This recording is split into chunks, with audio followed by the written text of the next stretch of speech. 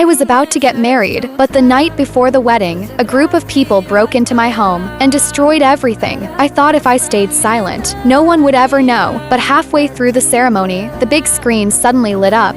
What played was a video from that terrible night. The guests started whispering and pointing. Just when I felt completely lost, my best friend stepped forward first, but instead of defending me, she accused me of having a messy private life and confessed her love to my fiancé in front of everyone. I tried to explain, but he didn't believe a word. He called off the wedding on the spot and left with her. In that moment, I became the city's biggest joke. Just as I was breaking down, a man appeared in front of me. He said he had admired me for years and was willing to marry me. I thought I had found my salvation, so I married him immediately. 3 years later, I was expecting a baby. As I prepared to share the news, I saw my husband holding my former best friend. That's when I learned the truth. The nightmare that ruined me 3 years ago had been planned by my own husband just to help her take my fiancé away. Now that she knew I was expecting, she didn't want my baby to arrive, and my husband agreed without hesitation. In that instant, I finally understood. The man who claimed to love me was the one who pushed me into darkness. I swore they would pay the price, called my brother, and agreed to take over the family business, returning as the heiress of the wealthiest family. On our wedding anniversary, my husband booked an entire hotel, secretly planning his next move. I knew something was wrong, but I showed up anyway. At dinner, I said I felt thirsty on purpose. He handed me a drink.